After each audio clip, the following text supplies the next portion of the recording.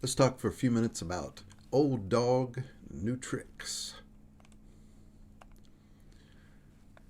Might be pondering what you can do. As we grow older, it does seem they even have the term the midlife crisis, don't they? You might have a crisis or a lot of pondering and thinking as you grow older. Wonder what God's plan is for you. God, it seems, uses some at a young age. It just seems, who knows, you might see an activist or someone that it just seems like God is making a difference through that person. They seem to have such an influence, but others, God seems to use at an older age. And still some, it seems, even some of our favorite Bible characters, from their youth all the way to their old age, it seems God was able to use them. Just some encouraging thoughts, hopefully. Think about Moses in the Bible, that in his youth, Moses felt that God would use him. Some of us don't even, if you will, feel that calling. Maybe we don't desire to even be with God in our youth. But Moses, it seemed, at least had that desire. But it didn't work out as he expected, did it? He's around 80 years old. So things 40, if you recall, he leaves Egypt, had thought God would use him. I mean, it totally falls apart.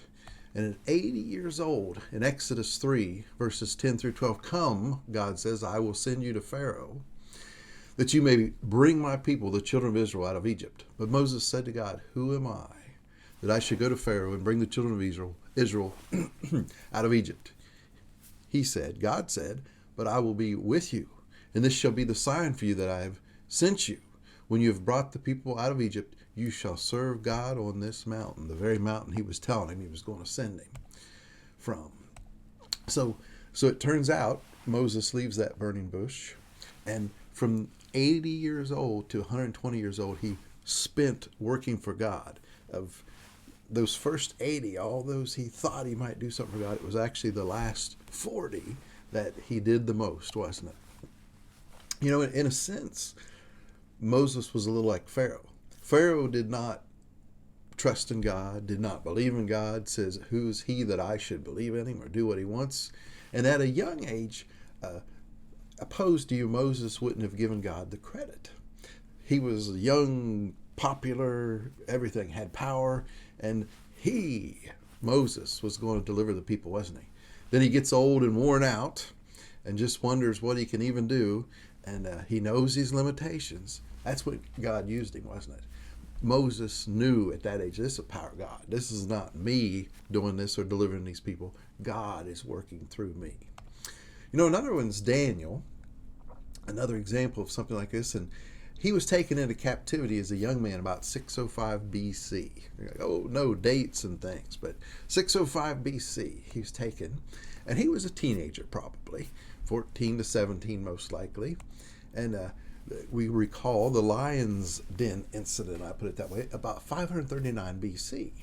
And some might not know, but Daniel was thrown in the lion's den, and he was saved from that lion's den. A good man that was trying to serve God, pray, and a bunch of conniving to get him thrown in a lion's den for serving God.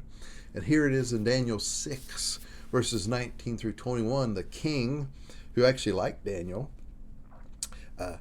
goes in the morning to see what's happened to Daniel in the lion's den, and at the break of day, verses 19 to 21, Daniel 6, the king arose, went in haste to the den of lions. As he came near to the den where Daniel was, he cried out in a tone of anguish.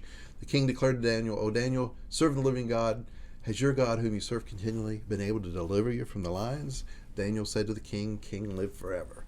And then the king punishes those who tricked him to put Daniel in this bad situation. So that was 66 years later from him being a teenager. He's in his early to mid 80s. Daniel is still being an example for God, still making a difference, and the king kind of acknowledges our God because of Daniel, and it's pretty amazing. Daniel's, was still being an example there at an old age. Now here's another one, elders. As I was studying preparing material, I thought this was really neat, the angle some took. And yes, instead of looking at more Bible characters, just being elders in the Lord's church. As we strive, what can we do in life? We can aim to be an elder. Here's a verse. The books of Titus and Timothy both teach about elders. In Titus it says, chapter 1, verses 5 through 7, "This is why I left you in Crete, so that you might put what remain in order and appoint elders in every town as I directed you. If anyone's above reproach, husband and wife, his children are believers, and not open to the charge of debauchery or insubordination. For an overseer, as God's steward, must be above reproach.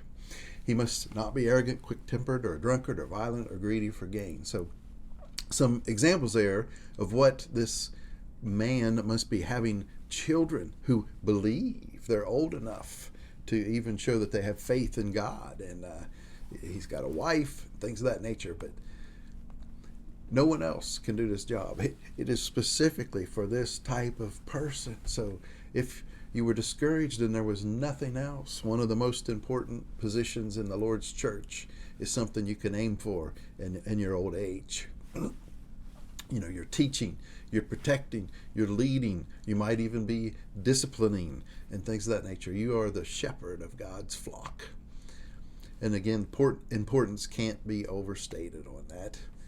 And as all that wondering, pondering, I might have used the wrong word there, I'm not sure, on the wondering and pondering, and you're growing and preparing for how God might use you in his service. It comes to fruition right here. And even the older women, that what can they do? Titus, still the same book, chapter 2, verse 3 through 5. "Older women likewise are to be reverent behavior, not slanderers, slaves to much wine. They're to teach what's good, train the young women to love their husbands and children. And these ladies are to be self-controlled, pure, working at home, kind, submissive to their own husbands, that the word of God's not reviled." They need to have the right behavior, old men and old women. So they'll teach what is good, and they'll train the young women, these older ladies.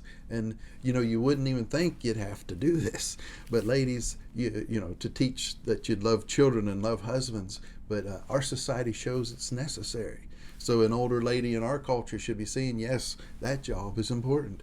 We need to be teaching to love. We are willing to kill our own to have our own way in our society at this time.